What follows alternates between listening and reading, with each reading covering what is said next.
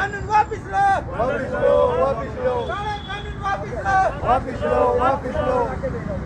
तो ये तस्वीरें हम आपको हरियाणा के करनाल के जिला सचिवालय के ठीक सामने की दिखा रहे हैं, जहां पर आज किसान दोबारा से प्रोटेस्ट करते हुए नजर आ रहे हैं। अध्यादेश को लेकर जो है किसान जो है हरियाणा पंजाब इसी तरीके से ही हर जगह पर प्रोटेस्ट करता हुआ नजर आता है। कुछ एक किसान हमारे साथ जुड़े हुए हैं, उनसे हम बात करना चाहेंगे।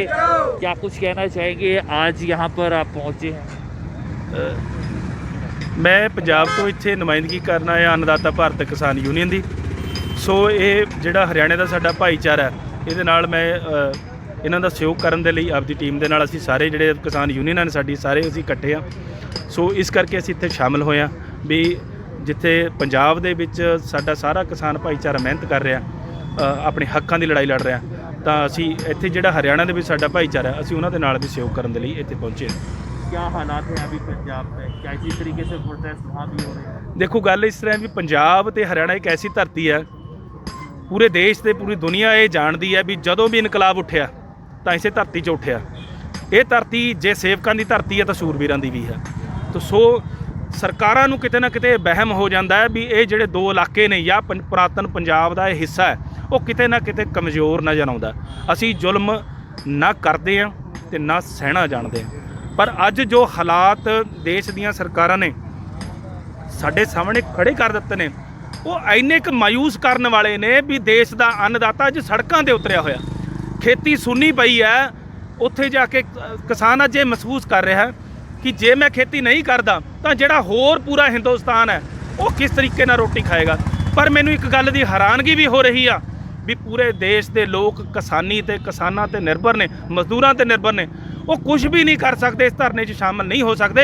सिर्फ अपने मोबाइल फोन के माध्यम के नाल एक हाँ का नारा तां मारन ताकि किसानां नूं ये महसूस होवे भी जिन्हां दे लई असीं यतन करते रहे, मेहनत करते हैं, वो लोग, वो अन्न खाण वाले लोग, वो संभालण वाले लोग, वो कीर्ति लोग भी साडे नाल ने ते एक बड़ा सहयोग मिल सके। आपको लगता नहीं है कि जो प्रदर्शन हो रही हैं एक राजनीतिक मोड़ भी और राजनीतिक जो गलियारे हैं उनकी अगर हम बात करें तो वहाँ पर भी इसी तरीके से एक राजनीति को लेकर अब कदम बढ़ रहा है? बात यह है कि इस देश में अजीब सा धंधा है। पिछले 70 सालों में सारे नौजवान गवाह हैं, इसके 3-4 पीढ़ियाँ गवाह हैं भी 70 सालों में गलियाँ, नालियाँ और ये लाइटें ही हमारा मुद्दा रह गई कि हमने विकास करना है। जब इलेक्शन आए गलियाँ बना दो, नालियाँ बना दो और लाइटें लगा दो, वोटें ले लो और शराब दे दो।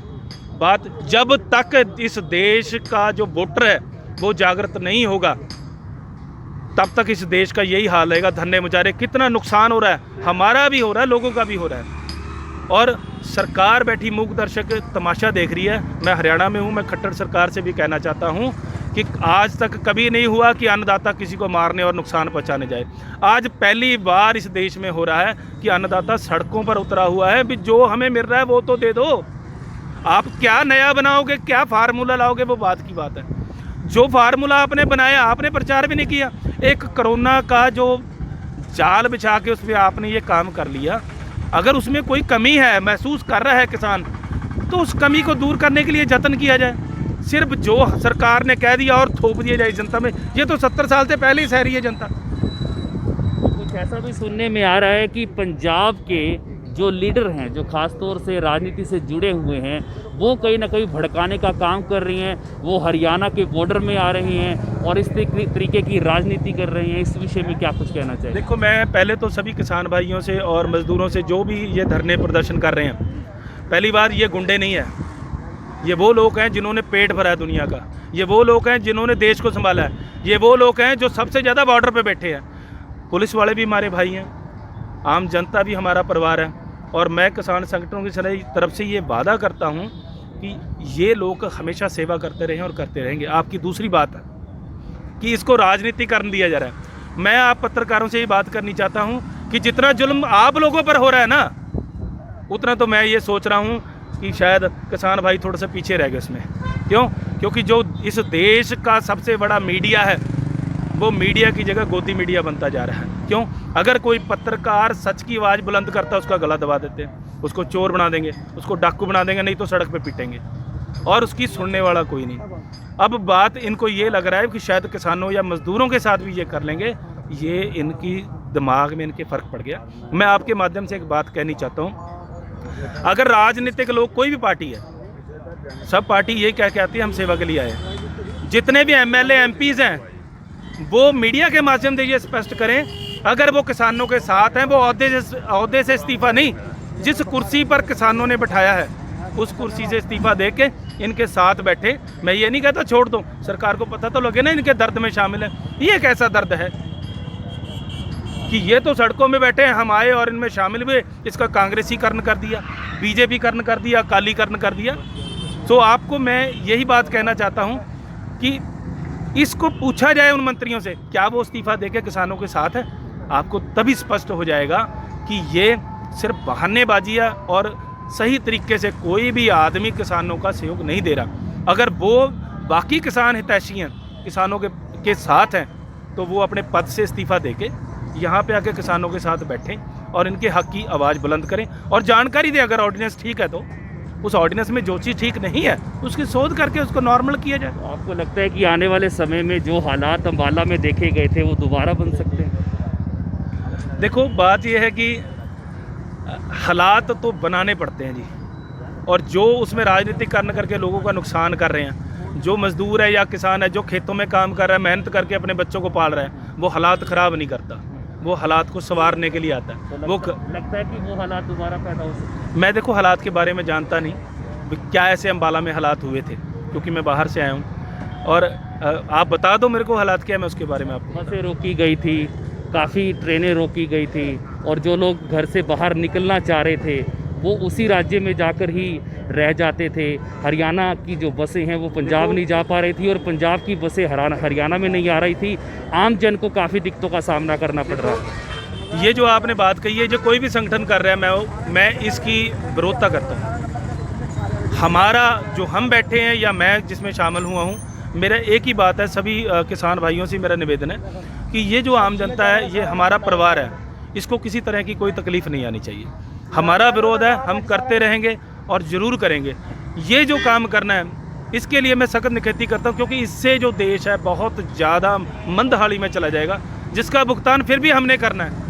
ये जो टोल प्लाजा हैं या और चीज़ें हैं, ये सब सरकार को लिख के भेज देंगे इतना नुकसान हुआ है, और फिर हमारे सिर पर जो ज़्यादा बोझ पड़ेगा। मैं इसकी विरोधता करता हूँ कि ऐसा काम ना हमारा संगठन तो नहीं करेगा, और जो कर रहे हैं हम उनको भी कहना चाहते हैं कि हमने परेशान नहीं करना। किसी ने कहीं जाना है, किसी ने आना है, उसको बिल्कुल भी परेशान ना किया जाए। हमारी लड़ाई सरकार के ऑर्डिनेंस के लिए है, वो हम लड़ना भी जानते हैं और करना भी जानते हैं। सरकार उसको स्पष्टीकरण दे। हरियाणा में खट्टर सरकार है, वो आके किसान जत्थेबंदियों से मीटिंग करे, बताए कि ये है, उसमें जो कमी है उसको दूर कर लिया जाए। एक आखिरी सवाल आपसे पूछना चाहेंगे, आपको लगता है कि आने वाले समय में इसी तरीके से प्रोटेस्ट आपके जारी रहेंगे? आपको लगता है कि क्या इसी तरीके से कोई किरण दिखती है आपको, उजाला दिखता है कहीं ना कहीं? देखो, बात ये है, किरण तो तब नज़र आए ना अगर सरकारों की नीयत साफ हो। सरकारों की नीयत खराब है, इसीलिए तो ये मसला खड़ा हो गया। अगर नीयत साफ होती तो हर ज़िले में डीसी साहब बैठे हैं, इनके ऑफिसर्स बैठे हैं और इनके नुमाइंदे बैठे हैं, ये इनसे मीटिंग करते, परिवारों में जाके मिलते, यार कोई समस्या का हल हर किसी होता है। अगली रणनीति क्या रहेगी? देखो, अगली रणनीति तो समय ही बताएगा भी सरकार क्या करती है, क्योंकि ये देसी किसान है हम लोग, ठीक है, और हालातों के हिसाब से रणनीति तैयार होती है कि हमने उसमें क्या करना है या कोई किसान जत्थेबंदी क्या करती है। ज़रूरत, पंजाबी में एक कहावत है भी लोड़ काट दी माँ है, भी ज़रूरत बताएगी कि क्या करना चाहिए। पर हम बार बार मैं मीडिया से भी गुजारिश करता हूँ कि एक साफ़ सुथरा अक्स है ज़िम्मेदार का, क्योंकि ज़िम्मेदार पर बहुत ज़्यादा बोझ है, आड़तियों का, ब्याजखोरों का और किसानी का, उसके परिवार का। सो मैं मीडिया से भी ये निवेदन करता हूँ कि एक सात्विक चेहरा जो है वो सरकार और देश के सामने रखे किसानों का। अगर आप देखना चाहते हैं जब ये किसान खाना खा रहे हैं या जब ये किसान मंदहाली में कहीं बैठे हैं, मैं आपसे निवेदन करता हूं कि आप वो भी शॉट्स लेके उसको भेजिए, ताकि पता लगे भी इनका दर्द क्या है, क्योंकि किसी का दिल नहीं करता है ऐसे सड़कों पर बैठने को। बात है जब हक नहीं मिलते तो बात सड़क तक आ जाती है। ये आप देख सकते हैं, ये तस्वीरें हमने आपको दिखाई हैं हरियाणा के करनाल की, और किस तरीके से अंबाला में आपने हालात देखे। हालात बहुत ज़्यादा ख़राब हो चुके थे। अंबाला में देखा आपने, और भी अन्य बॉर्डर में आपने देखा कि किस तरीके से लगातार जो किसान हैं, भले ही वो हरियाणा के किसान हैं, भले ही वो पंजाब के किसान हैं, एक बॉर्डर की अगर हम बात करें तो बॉर्डर में किसी भी प्रकार का जो आवाजाही थी वो रोक दी जाती है, और जो लोग आम जनता जो है वो परेशान अवश्य हुई थी। अब अध्यादेश को लेकर जो ये किसान हैं जो आज प्रोटेस्ट कर रहे हैं, ये केवल और केवल हरियाणा के करनाल की बात नहीं है, हरियाणा के हर जिले में इसी तरीके से प्रोटेस्ट देखे जा रहे हैं। आने वाले समय में क्या कुछ होने वाला है ये तो सरकार के ऊपर ही निर्भर है। अपडेट आपको देते रहेंगे, आप बने रहेगा करनाल न्यूज़ 24।